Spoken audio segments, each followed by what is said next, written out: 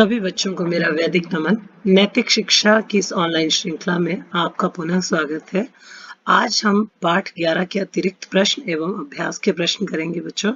तो आइए सबसे पहले अतिरिक्त प्रश्नों में पहला प्रश्न करते हैं। नियम कितने हैं? नियम 5 है। प्रश्न नंबर 2, संतोष क्या है? लालसा और तृष्णा का दास न बनना संतोष है। पांचवा नियम कौन सा है? पांचवा नियम ईश्वर प्रणिधान का नियम है। तैत्तिरीय आरण्यकम में क्या लिखा है? तैत्तिरीय आरण्यकम में लिखा है कि स्वाध्याय पाप से बचाने वाला है। स्वाध्याय किसके समान होता है? प्रश्न नंबर 5, स्वाध्याय उत्तम सत्संग के समान होता है। प्रश्न नंबर 6, गीता में कितने प्रकार के तप बताए गए हैं? गीता में 3 प्रकार के तप बताए गए हैं। इस तरह हमारे अतिरिक्त प्रश्न पूर्ण हुए। इसके बाद आइए अब अभ्यास के प्रश्न करते हैं। योग की सीढ़ी, द्वितीय सीढ़ी जो है वो है नियम। तो इसके अभ्यास संबंधी प्रश्न हमारे पास है किताब में। प्रश्न नंबर 1, नियम कितने और कौन कौन से हैं?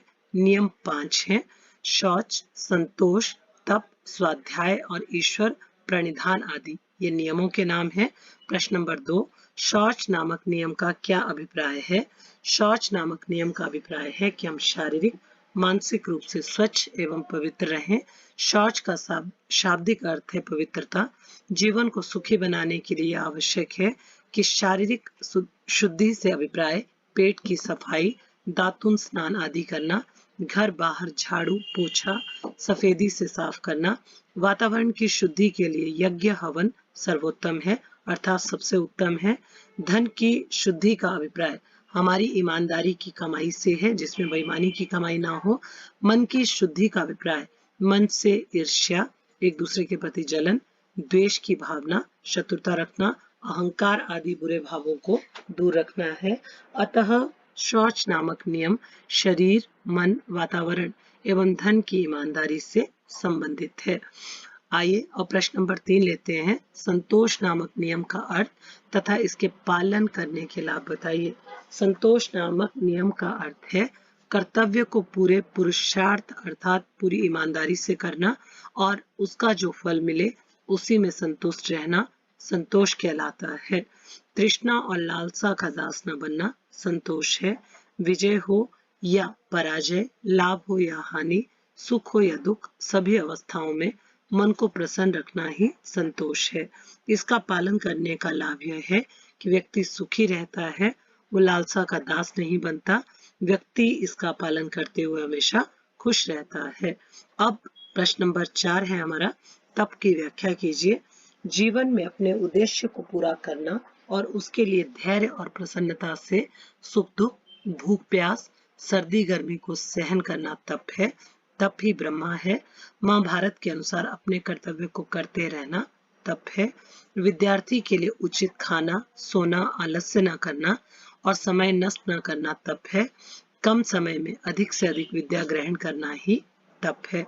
देश और समाज की रक्षा करना एवं कष्ट सहन करना एक क्षत्रिय के लिए तप माना गया है। वेदों का अध्ययन करना तथा धर्म का प्रचार करना ब्राह्मण के लिए तप है। गृहस्थी का तप परिवार, समाज और राष्ट्र की सेवाओं में समय बिताना और कष्ट सहन करना है। सात्विक भोजन ग्रहण करना और घूमना शरीर का तप है। सत्य प्रिय मीठा बोलना वाणी का तप है। मन को शुद्ध और पवित्र संकल्पों से भरना ये मन के लिए तप माना गया है। इस तरह शरीर के विभिन्न अंगों के लिए और विभिन्न व्यक्तियों के लिए तप की अलग अलग व्याख्या की गई है। अब प्रश्न नंबर 5 करते हैं। स्वाध्याय के 2 अर्थ लिखिए। स्वाध्याय के 2 अर्थ निम्नलिखित हैं। पहला, स्वाध्याय अर्थात स्व अध्ययन, अपने मन और आत्मा का निरीक्षण करना, उसको जांचना परखना।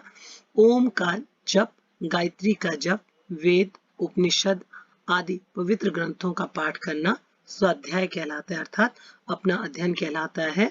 स्वाध्याय का दूसरा अर्थ है अपने जीवन की घटनाओं पर दृष्टि रखना कि मैं ये क्या और क्यों कर रहा हूँ और किधर जा रहा हूँ। यह पूरा अपने जीवन की घटनाओं पर नियंत्रण रखना स्वाध्याय है। प्रश्न नंबर 6, ईश्वर भक्ति आपके अपने कर्मों से कैसे होती है, ये हमसे पूछा गया है। तो अपने सभी कर्मों को ईश्वर के अधीन मानकर उसी की सेवा में अर्पण कर देना ईश्वर की भक्ति है। ईश्वर प्रणिधान की भावना रखने वाला व्यक्ति जो भी कर्म करता है, अर्थात जो भी फल, वस्त्र, वस्तु, मिठाई ईश्वर को भेंट करता है, उसमें इस बात का ध्यान रखता है कि वो उत्तम हो, फल सड़ा गला ना हो, मिठाई शुद्ध घी की हो, अपने कर्मों को परमात्मा को अर्पण करके जो स्वार्थ को त्याग कर कर्म करता है, वही भक्ति ईश्वर भक्ति कहलाती है। इस तरह पाठ 11 का अभ्यास कार्य एवं अतिरिक्त प्रश्न उत्तर हमने पूरे किए और हमारा पाठ 11 पूर्ण हुआ। सभी बच्चे इस चैनल को सब्सक्राइब करने के बाद इस पाठ को पूर्ण रूप से समझेंगे और जो अर्थ प्रश्नों के अंदर भी आपको बताए गए हैं, उन अर्थों को भी आपने समझना है ताकि आप प्रश्न का उत्तर सही ढंग से दे सकें। इसी आशा के साथ अपनी वाणी को यही विराम देती हूँ। तो सभी बच्चों से मेरा पुनः आग्रह रहेगा कि सबसे पहले चैनल को सब्सक्राइब कर लें ताकि आप इसका लाभ उठा सकें। धन्यवाद।